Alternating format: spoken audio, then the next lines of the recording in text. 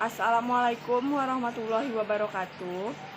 Kami dari kelompok 8 akan menjelaskan materi kepemimpinan pada mata kuliah Manajemen Sumber Daya Manusia. Perkenalkan, nama saya Hasanah Maulida Isnaini dari kelas 3 AMGT 4. Saya akan membacakan materi kepemimpinan yang pertama. Pemimpin adalah sosok yang paling bertanggung jawab untuk mengantarkan sebuah organisasi mencapai visi dan misinya melalui strategi, struktur, dan sistem yang paling efektif.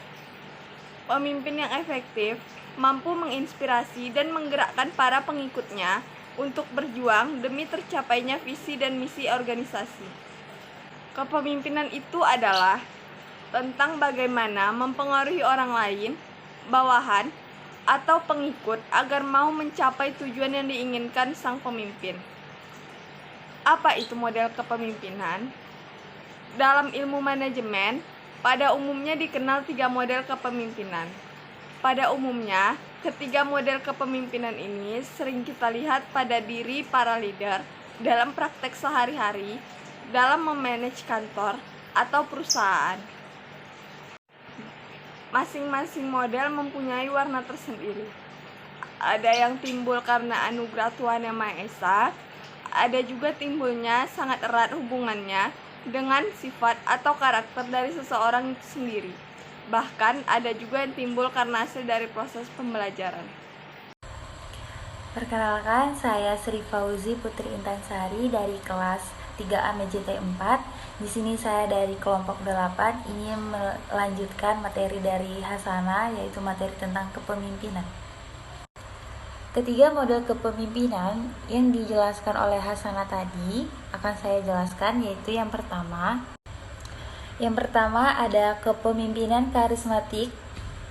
Kepemimpinan yang berasal dari anugerah Tuhan, yang mana pemimpin tersebut mempunyai kemampuan luar biasa, magnet yang kuat, dan adanya ketertarikan emosional yang kuat dari yang dipimpin kepada pemimpinnya. Contohnya seperti Bung Karno, Anwar Sadat, dan Mahatma Gandhi. Kepemimpinan yang kedua yaitu kepemimpinan transaksional. Kepemimpinan transaksional adalah kepemimpinan untuk mengendalikan bawahan dengan cara menggunakan kekuasaan untuk mencapai hasil, dan mengelola bawahan dengan memberi reward dan punishment. Kemudian biasa menerapkan transaksi yang saling menguntungkan dengan bawahan.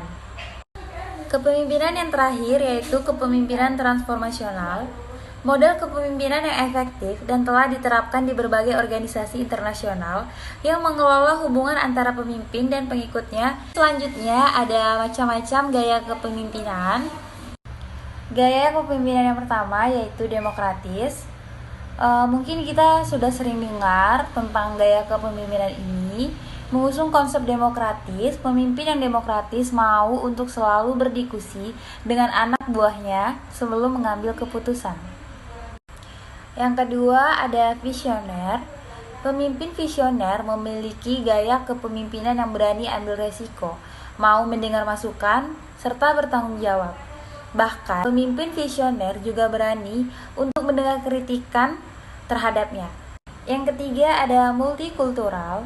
Gaya kepemimpinan ini diaplikasikan dalam perusahaan dengan karyawan yang memiliki lintas budaya.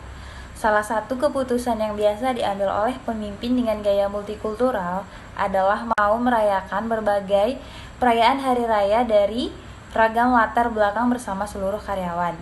Dengan begitu, maka rasa kebersamaan di dalam perusahaan ini semakin kuat. Yang keempat ada strategis. Gaya kepemimpinan ini strategis identik dengan tim riset karena mampu merancang pola dinamis agar sesuai perkembangan pasar. Semua keputusan yang dikeluarkan sudah didasari oleh berbagai riset sehingga menjadi lebih meyakinkan untuk dijalankan. Jika memang ada peluang baru, maka pemimpin dengan gaya strategis dapat segera sadar untuk memanfaatkan hal itu. Yang kelima yaitu suportif. Pemimpin yang bersifat suportif memiliki berbagai ciri-ciri serta mampu menguntungkan pihak bawahannya juga. Setiap dibutuhkan karyawan dapat terpenuhi dan dilibatkan dalam memecahkan masalah. Pemimpin seperti ini juga menggunakan pendekatan personal dalam interaksi bersama bawahan agar mampu meningkatkan hubungan personal. Yang keenam ada autokratis. Seseorang dengan gaya kepemimpinan ini memiliki kuasa penuh di dalam memimpin. Pemimpin autokratis akan mengambil keputusan secara mutlak tanpa meminta masukan dari bawahan. Yang terakhir ada transaksional.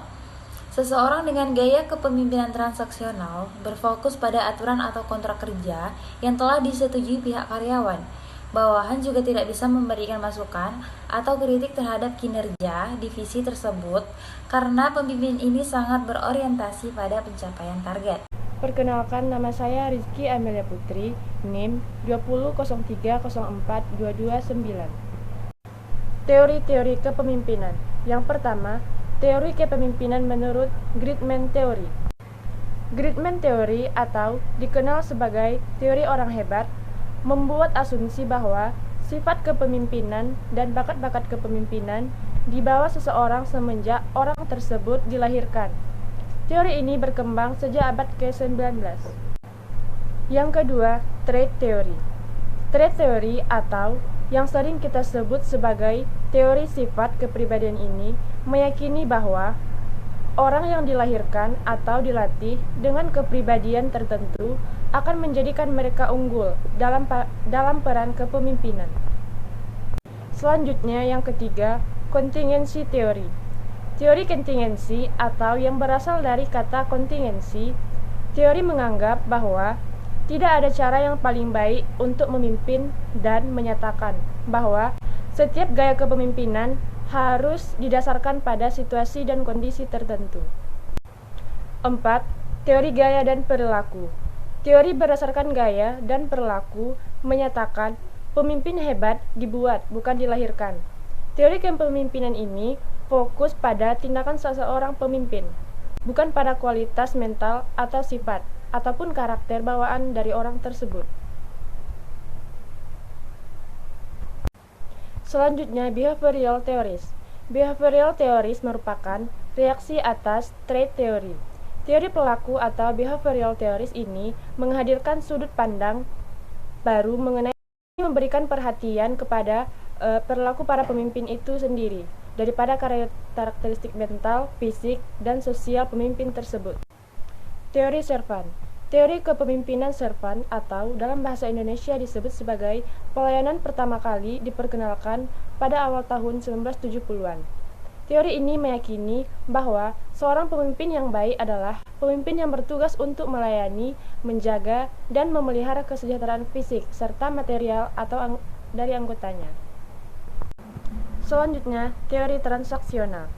Teori ini menggambarkan suatu gaya kepemimpinan yang berdasarkan pada perjanjian atau kesepakatan yang dibuat seseorang dengan orang lain.